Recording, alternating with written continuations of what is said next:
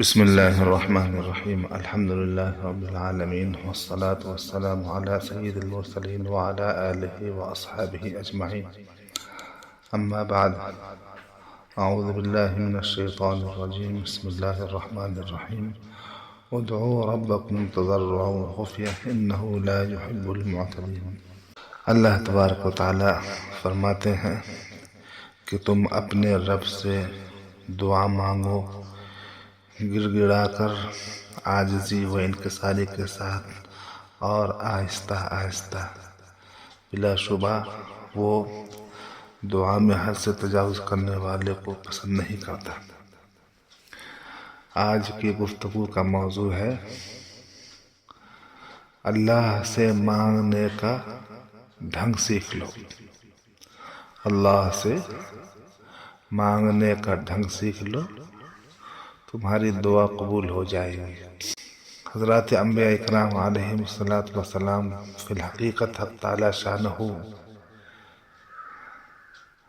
کی خالقیت و کرمیت کو پوری طرح سمجھتے ہیں۔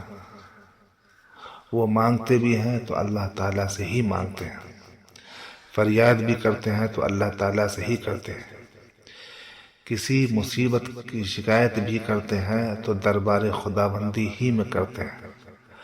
ہر چیز میں اللہ تعالیٰ سے ہی رجوع کرتے ہیں۔ حضرت زکریہ علیہ السلام کا واقعہ سب کو معلوم ہے۔ انہیں بیٹا مانگنے کی ضرورت پیش آئی تاکہ ان کی نبوت و علم کا وارث بنے، تو اللہ تعالیٰ سے بیٹا مانگا۔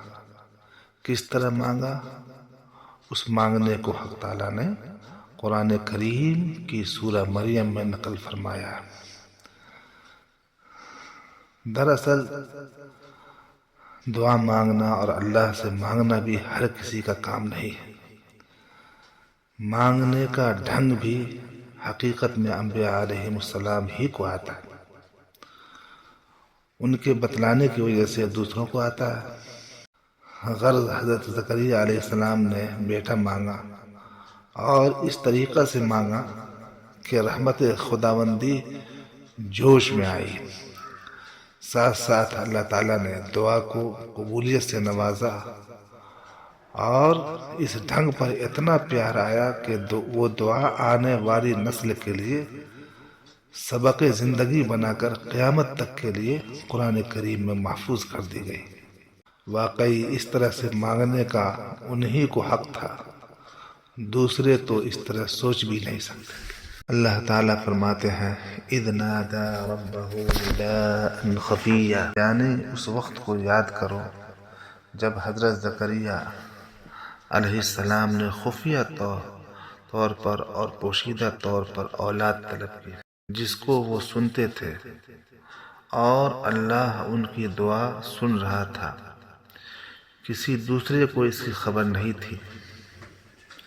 معلوم ہوا کہ مانگنے کا پہلا ادب تو یہ ہے کہ آدمی زیادہ چلا کر نہ دعا کرے، جیسا کہ بعض لوگ کرتے ہیں آج کل، یہ غلط ہے۔ فرمایا ادعوا ربکم تضرعا وخفیہ انہ لا يحب المعتدین، اللہ تعالیٰ سے دعا کرو عاجزی کے ساتھ، انکساری کے ساتھ، گر گڑا کر کے اور خفیہ طور پر۔ اللہ دعا میں حد سے تجاوز کرنے والے کو پسند نہیں کرتے۔ حضرت زکریہ علیہ السلام نے بھی تضرع و خفیہ طور پر چپکے چپکے دعا کرنا شروع کی۔ اس طرح مانگا، عرض کیا قال رب انی وہن العظم منی واشتعل الراس شیبا ولم اکن بدعائک رب شقیا، اے اللہ میری ہڈیاں کمزور ہو گئی ہیں اور میں بڑھاپے کی انتہا کو پہنچ گیا، غرض کوئی طاقت میرے اندر باقی نہیں ہے۔ پھر فرمایا سر کے بال سفید ہو گئے، یہ میری حالت ہے۔ خلاصہ یہ ہے کہ بیٹا مانگنا چاہتے ہیں اور حالت وہ پیش کر رہے ہیں کہ جس میں بظاہر بیٹا ہونا ناممکن ہے۔ جب بڑھاپا چھا گیا تو اولاد کہاں سے ہوگی؟ مگر یہ مانگنے کا طریقہ ہے کہ جن اسباب کے ذریعے سے اولاد ہوتی ہے وہ موجود نہیں، تو خود ظاہر کر رہے ہیں کہ یہ سبب میرے اندر موجود نہیں، یعنی میرے اندر تولید کی صلاحیت نہیں۔ حضرت زکریا علیہ السلام پہلے سے اپنی نااہلیت اور بے کسی کا اظہار خود ہی کر رہے ہیں، تاکہ جواب یوں نہ آئے کہ نہیں تم بوڑھے ہو گئے ہو۔ عادت اللہ کے خلاف ہے کہ ایسی حالت میں بیٹا نہیں دیا جاتا، لہذا خاموش ہو جاؤ۔ تو پہلے ان چیزوں کو پیش کر کے دفع دخل مقدر کر دیا کہ اے اللہ، میری ہڈیاں کمزور ہو گئیں اور سر کے بال سفید ہو گئے، بڑھاپا چھا گیا۔ اب مقصد اور مطلب کو ظاہر کرنے سے پہلے بیچ میں ایک جملہ بھی کہہ دیا، اے اللہ، کبھی آپ سے مانگنے میں نامراد واپس نہیں گیا، کبھی مایوس نہیں ہوا ہوں۔ غرض اسباب کے درجے میں کچھ بھی موجود نہیں، تاہم آپ کے در سے کبھی مایوس نہیں گیا، اس لیے مجھے یقین ہے کہ منہ مانگی مراد ملے گی۔ اسی لیے حدیث شریف میں فرمایا گیا، دعا اس طرح مانگو کہ بے لیے ہم نہیں ٹلیں گے۔ کلام بھی عاجزانہ ہو، جھکنا بھی ایسا ہی ہو، اور بیٹھنا بھی، تو کوئی وجہ نہیں کہ کریم کے دروازے پر آئے اور خالی ہاتھ واپس جائے۔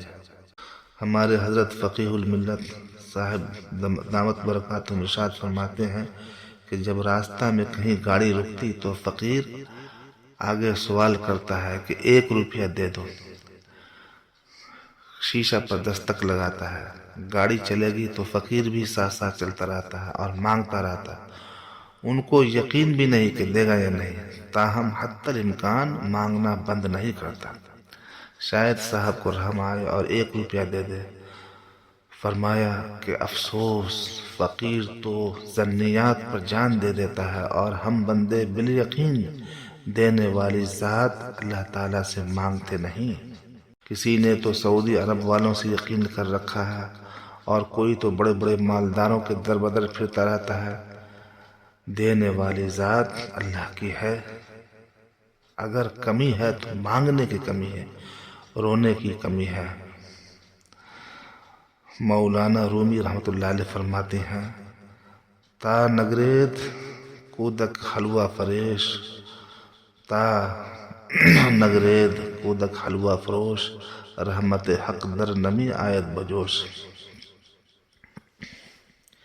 یعنی اس کا ترجمہ یہ ہے کہ جب تک حلوہ بیچنے والا بچہ روتا نہیں ہے، اللہ کی رحمت جوش میں نہیں آتی۔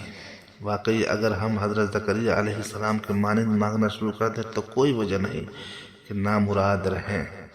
کم سے کم حضرت زکریا علیہ السلام کی نقل ہی کر لو۔ حضرت زکریا علیہ السلام آگے عرض کرتے ہیں، وَإِنِّي خِفْتُ الْمَوَالِيَ مِنْ وَرَائِي، اے اللہ، مجھے اپنے بعد رشتہ داروں سے خوف ہے، اور کوئی توقع نہیں کہ وہ میرے مشن نبوت کو آگے بڑھائیں گے، بلکہ میرے مقصد کو ضائع کر دیں گے۔ اتنے پہ ختم نہیں، آگے فرماتے ہیں، وَكَانَتْ امْرَأَتِي عَاقِرًا، اے اللہ، میری بیوی بانجھ ہے اور اس کے اندر تولید کی صلاحیت نہیں۔ حاصل یہ نکلا کہ اے اللہ، میں بوڑھا ہوں، مجھ میں اولاد کی صلاحیت نہیں، بیوی بانجھ ہے، اس میں اولاد جننے کی صلاحیت نہیں ہے، رشتہ داروں سے کوئی توقع نہیں ہے کہ وہ میرے مشن کو آگے بڑھائیں گے، تو کیا ہوگا؟ فرمایا، فَهَبْ لِي مِن لَّدُنْكَ وَلِيًّا، اے اللہ، ایک اولاد مجھے عطا کر دے جو میرا وارث بنے اور ان نبوت کے کاموں کو انجام دے۔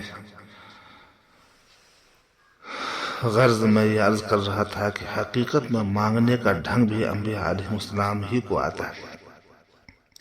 وہی جانتے ہیں کہ بارگاہ حق میں کس طرح سوال کیا جاتا ہے۔ جیسا کہ رسول اللہ صلی اللہ علیہ وسلم نے دعا کے آداب سکھائے کہ دعائیں مانگو مگر اس کے آداب کو ملحوظ رکھتے ہوئے مانگو، یہ ہے۔ تو دعا مانگنا کیسے آئے گا؟